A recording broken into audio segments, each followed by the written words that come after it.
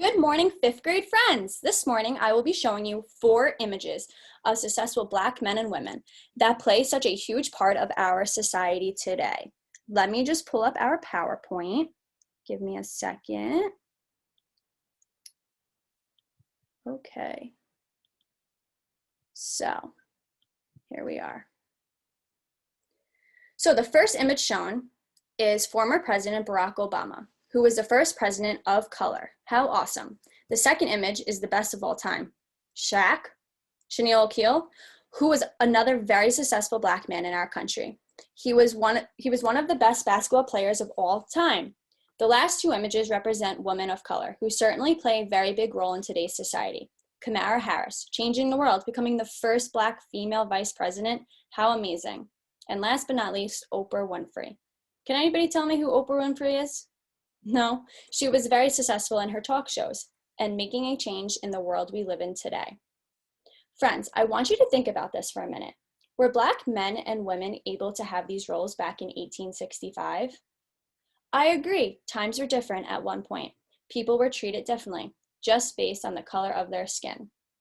We talked about Civil War and slavery because of how horrible slavery was. There were people that decided to make a change and fight for their rights against slavery, and these are called abolitionists. What changes in history allowed them to have these roles? That's a great response. I agree. Who helped these men and women be able to have these roles? Awesome job. I love your thinking. Now, we are going to be watching a video on Harriet Tubman, who was a Black abolitionist. Before beginning, I will be providing you all with a hard and digital copy of the worksheet. Once the video is completed, you will think, pair, share, answering the following questions provided. Friends, this video is about 4 minutes long. Of course, there's always an ad.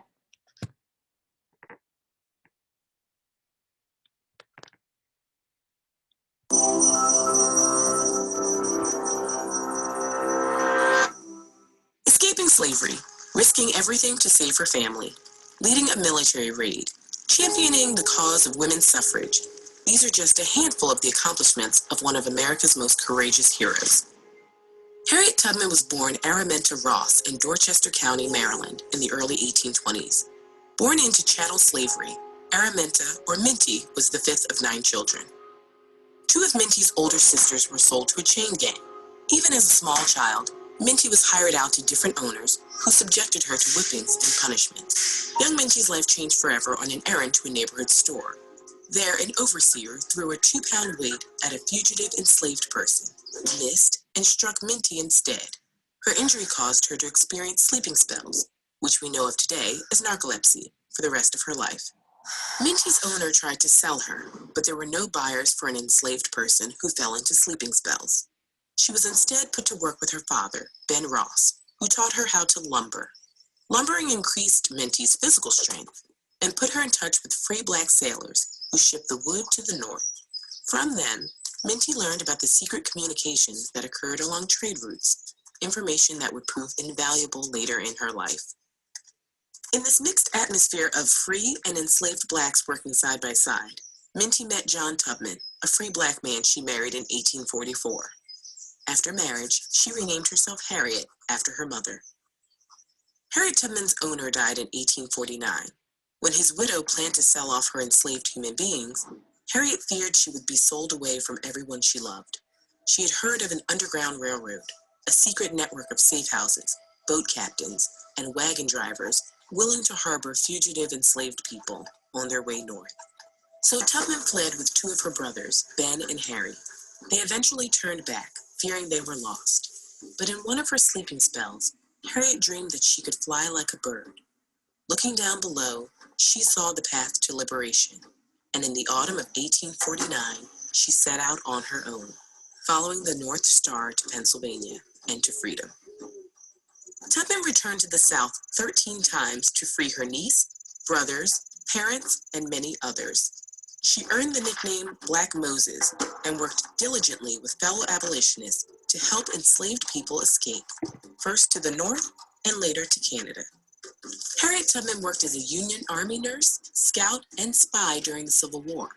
In 1863, she became the first woman in United States history to plan and lead a military raid, liberating nearly 700 enslaved persons in South Carolina.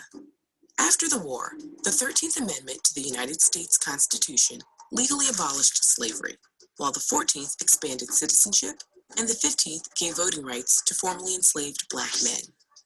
But she was undaunted, and she persisted. She raised funds for formerly enslaved persons and helped build schools and a hospital on their behalf. In 1888, Tubman became more active in the fight for women's right to vote. In 1896, she appeared at the founding convention of the National Association of Colored Women in Washington, D.C., and later at a women's suffrage meeting in Rochester, New York. There she told the audience, "I was a conductor on the Underground Railroad, and I can say what many others cannot. I never ran my train off the track, and I never lost a passenger."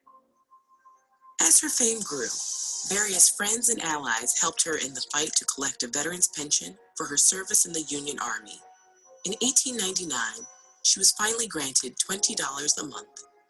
In a fitting twist of fate, the United States Treasury announced in 2016 that Tubman's image will appear on a redesigned $20 bill. Harriet Tubman died on March 10, 1913. Even on her deathbed at age 91, she kept the freedom of her people in mind. Her final words were, "I go away to prepare a place for you." If you're inspired by Harriet Tubman's life and work, we highly recommend the Pulitzer Prize winning. Great, let's get back to our PowerPoint. Okay, friends, let's break up into our groups and let's begin our Think, Pair, Share worksheet. So we have 4 questions that we're going to be answering. So let's go. The first one, what is the tone of the video? Why is Harriet Tubman described in this manner now? Do you think back in 1865, white political leaders viewed her as such a prestigious person? And our 4th question, do you think the general population respected her? Okay, friends, so we will be working with our partners for about 5 minutes. As a reminder, our timer is posted on the smartboard. Once you all finish, we will come back as a class and debrief our findings. Who wants to share what they thought? Why does this answer make sense to you? Yeah, I agree. I don't think the general population respected her back then, but definitely now. She made a huge change in our worlds. Okay, here comes the fun part. Friends, for our activity, we will be creating a Hall of Fame honoring opponents of slavery. You will take out your Google computers and we'll create a poster board on Canva. You can choose your own design and you will work in groups of 2. This will allow for you all to collaborate and research a given Black abolitionist. So here are our groups. Group 1, Bree and Bobby, researching Levi Coffin. Group 2, Michelle and Joe, researching John Rankin. Group 3 is Jimmy and Tom, researching Rowan Robinson. Group 4 is Kaylee and Jasmine, exploring Edward Coles.